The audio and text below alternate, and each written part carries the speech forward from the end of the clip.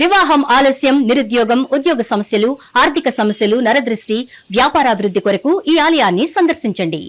శనీశ్వర దేవాలయం road number 3, Dwarakanagar main road, Munuganur, Hayat Nagar, Hyderabad, Telangana. Phone number 9393584460. Shanishwara అనుగ్రహ ఫల సిద్ధ్యార్థం ఆలయాన్ని సందర్శించి సకల దోషముల నుండి విముక్తి పొందగలరు. Welcome to our channel. 2025 close అవబోతుంది, 2026 మరి స్టార్ట్ అవబోతుంది. మరి 12 రాశుల వాళ్ళకి 2026లో ఎలా ఉండబోతుంది, ఏం జరగబోతుంది, ఇవన్నీ కూడా అడిగి తెలుసుకోవడానికి ఈ రోజు మన ముందున్నారు astro psychologist Naganath garu. Welcome sir. Welcome. Thank you. How are you sir? I'm always the same. అప్పుడు ఒకటే ఇలా ఉంటుంది సార్. వృశ్చిక రాశి వాళ్ళ విషయానికి వస్తే 2025 నుంచి 2026 సంవత్సరం వరకు గమనించాల్సిన తేడాలు ఏంటంటారు? అలాగే మరి వృశ్చిక రాశి వాళ్ళకి 2026 సంవత్సరము తీపి జ్ఞాపకాలను చూపించబోతుందంటారా, లేకపోతే అన్ని చేదు అనుభవాలే అంటారా? ఎందుకంటున్నానంటే గత సంవత్సరంతో పోల్చుకుంటే పాపం వృశ్చిక రాశి వాళ్ళు అయితే చాలా ఇబ్బందులను ఎదుర్కొన్నారు. మరి 2026 సంవత్సరం ఏం చూపించబోతుందంట? నిర్మల గారు, వృశ్చిక రాశి వాళ్ళ గురించి చెప్తే మీరు షాక్ అవుతారు. చెప్పండి. The year of empowerment and leadership. అంటే ఒక ఆధిపత్యము, ఒక నాయకత్వం సాధించేటువంటి ఇదైతే 100% గుడ్ న్యూస్ సార్ వాళ్ళకి. Empowerment, the year of empowerment and year of leadership. ఎందుకంటే వీళ్ళ జాతకంలో నేను చెప్పా కదా, 2025కి 2026కి తేడా ఏంటంటే 2025లో మీకు సుదీర్ఘకాలంగా ఒక రాశిలో ఉండేటువంటి శనిగ్రహము కానీ, రాహు కేతువులు కానీ, గురుగ్రహం కానీ వీళ్ళకి అంటే 2025లో 4 గ్రహాల మార్పు జరిగింది. అంటే ట్రాన్సిట్ జరిగింది ఇప్పుడు మేలో 2025. 2026లో ఒక గురుగ్రహం ఒక్కటే మే నుంచి జూన్ మధ్యలో కర్కాటక రాశిలోకి వస్తాడు అన్నమాట, మిథునం నుంచి. మిగతా గ్రహాలన్నీ కూడా, ఈ మిగతా 3 గ్రహాలు ఈ సంవత్సరం మొత్తం వీళ్ళకి, వృశ్చిక రాశి వాళ్ళకి చతుర్థ భావంలో రాహువు, పంచమ భావంలో శని, అష్టమ భావంలో గురువు, దశమ భావంలో కేతు ఉంటాడు. నేను మీకు స్టార్టింగ్లో కూడా చెప్పాను, ఈ సంవత్సరం 2026 అంటే 26 స్టార్టింగ్ అయినటువంటి ఫస్ట్ మినిట్ కృతికా నక్షత్రంలో స్టార్ట్ అవుతుంది 2026. ఈ కృతికా నక్షత్రానికి అధిపతి రవి. సో వృశ్చిక రాశి వాళ్ళకి ఏమిటంటే దశమాధిపతి అయినటువంటి వాడు రవి, సింహరాశి. ఈ సింహరాశిలో కేతువు వీళ్ళకి దశమ భావంలో ఉంటాడు. చూడండి ఎంత వీళ్ళ లైఫ్ ఎంత అన్ప్రెడిక్టబుల్ ఉంటుందంటే ఈ సంవత్సరం. చతుర్థ భావంలో రాహువు, దశమంలో కేతువు. చతుర్థ భావానికి సంబంధించిందంటే తల్లిదండ్రులకు సంబంధించినటువంటి బాధ్యతలు, కొంచెం డబ్బుతో కూడినట్టు ఖర్చు, తల్లిదండ్రుల బాధ్యతలు తీసుకోవడంలో వీళ్ళు సంపూర్ణంగా కూడా వీళ్ళు సక్సెస్ అవుతారు. సో అంటే వీళ్ళు వృశ్చిక రాశి వాళ్ళకి పంచమ భావంలో శని కూడా ఉంటాడు. పంచమ భావం అంటే ప్రేమ, అంటే మిమ్మల్ని ప్రపంచం ఎంత ప్రేమిస్తుంది, ప్రపంచంలో మీకు ఎంత గుర్తింపు ఉంటుంది, ఒక ప్రేమ భావాన్ని మీరు అంతవరకు అనుభూతి పొందుతారంటే పంచమ భావం చూస్తాం. సో చతుర్థ భావము అంటే తల్లికి వస్తుంది. సో ఈ చతుర్థ భావంలో రాహు ఉంటాడు. సో తల్లికి సంబంధించినది. రెండవది రాస్యాధిపతి కూడా పంచమంలో ఉంటాడు. సో వీళ్ళకి వృశ్చిక రాశి వాళ్ళకి ఒక టిపికల్ మెంటాలిటీ ఏముంటుందంటే, they wants respect in the family, they want equal respect in the society.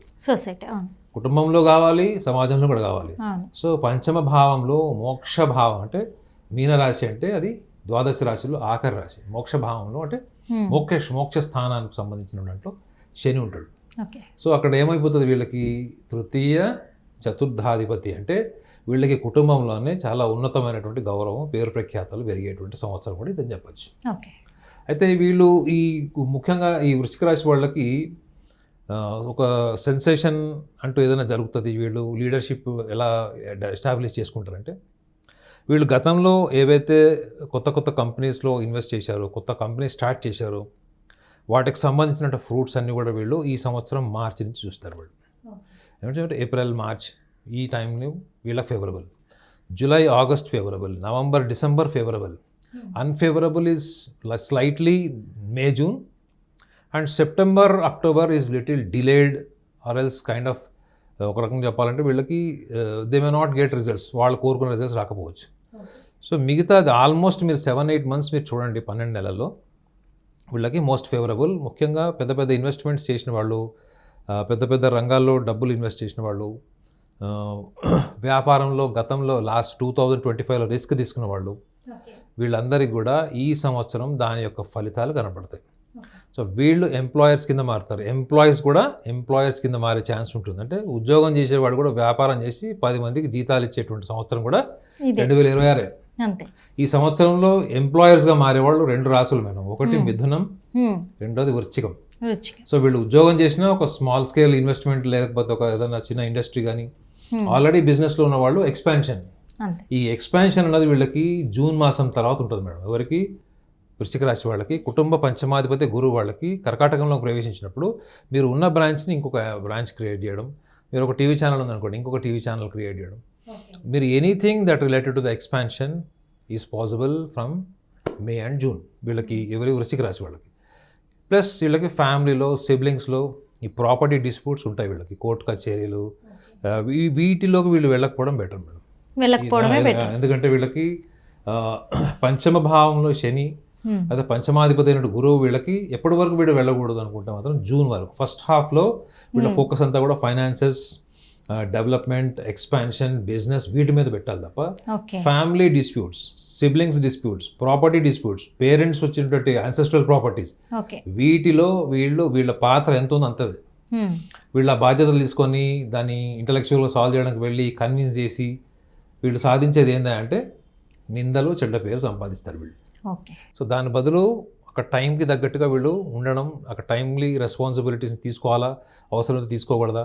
ఎందుకంటే వృశ్చిక రాశి వాళ్ళకి ఒక లక్షణం ఉంటుంది మేడం, వాళ్ళకి ఎంత మొహమాటం ఉంటుందో వాళ్ళకి నచ్చని పనిని చాలా స్మూత్గా కట్ చేసి ఎడిటింగ్ చేసుకుంటూ వెళ్ళిపోవడంలో కూడా ఈ వృశ్చిక రాశి వాళ్ళు దిట్ట.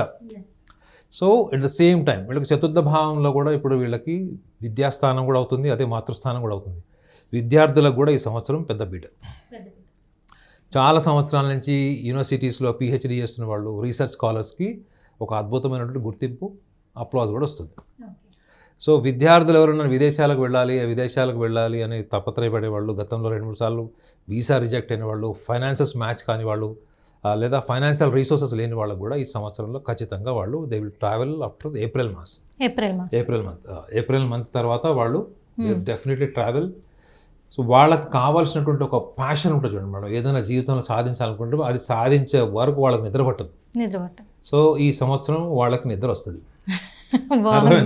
గొరకబెట్టి నిద్రపోతారంటే అర్థం చేసుకోండి, వృశ్చిక రాశి వాళ్ళు they will definitely attain their passions. ఇటు రాజకీయ రంగము, సినీ రంగం వాళ్ళకి ఎలా ఉండబోతుంది? ఇప్పుడు more than 60% madam, more than 60% వృశ్చిక రాశి వాళ్ళకి రాజకీయ రంగాల్లో కానీ, సినీ రంగంలో కానీ, ఈవెన్ విద్యారంగం, వ్యాపార రంగం, ఒక్క కుటుంబంలో చెప్పా కదండి, ఫస్ట్ హాఫ్ వరకు వీళ్ళు ఫ్యామిలీ డిస్ప్యూట్స్ లేదా ఫ్యామిలీలో జీవిత భాగస్వామ్యంతో సమస్యలు ఉన్నాయి చూడండి, అందులో వీళ్ళు దాన్ని ఇంకా అగ్రవేట్ చేసి దాన్ని ఇంకా ఎక్స్పాండ్ చేయకుండా చూసుకోవాలి. ఒకటి ఎప్పటి వరకు? జూన్ వరకు. పొలిటికల్లీ స్పీకింగ్ డెఫినెట్లీ ఈ సంవత్సరం ఏమని చెప్పాను వాళ్ళకి, year of leadership, year of empowerment. అంటే అర్థం ఏంటి మేడం, మీరు పవర్ లేకుండా ఎట్లా ఎంపవర్ చేస్తారు మీరు? సో వీళ్ళ పర్ఫార్మెన్సెస్ వల్లనే వీళ్ళకి ఐడెంటిటీ వచ్చేస్తుంది మేడం. అంటే వీళ్ళ ఉన్నతమైనటువంటి నాయకులే వీళ్ళని పికప్ చేస్తారు. సో వీళ్ళు అండర్ ఎస్టిమేట్ చేసుకుంటారు మేడం. వృశ్చిక రాశి వాళ్ళు హనుమంతుడు లాంటి వాళ్ళు, హనుమంతుడికే తెలియదు తనకున్న బలం ఏంటో, రాముల వారు చెప్పేవారు. సో వీళ్ళకి ఈ సంవత్సరంలో వాళ్ళల్లో ఉన్నటువంటి హనుమంతుడి బలం ఏంటో వీళ్ళకి తెలుస్తుంది. విద్యార్థులకైతే శుభ్రంగా నిద్ర వస్తుంది, వ్యాపార రంగంలో ఉన్న వాళ్ళు రిలాక్స్ అవుతారు.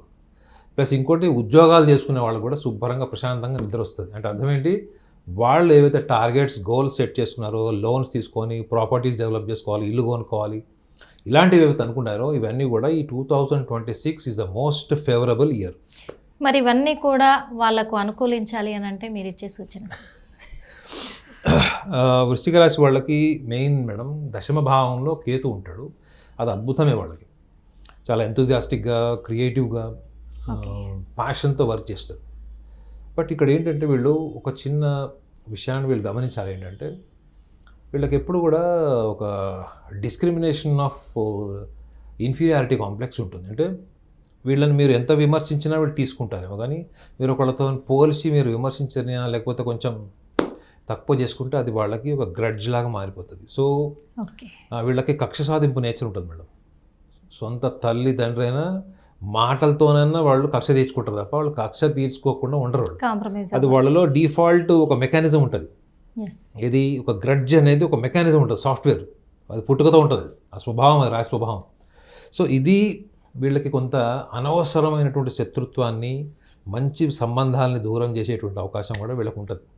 ముఖ్యంగా చెప్తున్నా మేడం, వీళ్ళు మే, జూన్, జూలై ఈ మాసంలో వీళ్ళు ఈ రివెంజ్ పాలిటిక్స్కి దూరం ఉండాలి. రివెంజ్ పాలిటిక్స్కి ఆల్రెడీ వీళ్ళకి ఉన్న పొటెన్షియల్, వాళ్ళకు ఉన్నటువంటి ఎంపవర్మెంట్, లీడర్షిప్ అవుతున్నాయి. వీళ్ళకి శత్రువులు ఆల్రెడీ కుళ్ళుకునే వాళ్ళు, శత్రువులు ఎస్టాబ్లిష్ అవుతారు. మరి నువ్వు ఒక ఉన్నతమైన స్థాయికి ఎదిగేటప్పుడు నీకు ఒక ఉన్నతమైనటువంటి లక్షణాలు నువ్వు ఇంప్రూవ్ చేసుకోవాలంటే ఏంటంటే, నువ్వు ఎన్ని రకాలుగా నువ్వు మదన పడ్డావు, అక్కడ పరిస్థితులకు తగ్గట్టుగా అవమానాలు ఎదుర్కొన్నా కానీ నీ పర్ఫార్మెన్సెస్ ద్వారానే నువ్వు వాళ్ళకి ఆన్సర్ చెప్పాలి తప్ప, దాన్ని మానసికంగా అనుభవించుకొని మాటల ద్వారానో లేదా చేతల ద్వారానో లేకపోతే నీ టీం ద్వారానో నువ్వు రివెంజ్ తీసుకునేటువంటి ఒక బేసిక్ లెవెల్ ఇంటెలిజెన్స్లో నుంచి ఒక హయ్యర్ లెవెల్ ఇంటెలిజెన్స్కి వెళ్తే 2026 is a wonderful year for వృశ్చిక రాశి.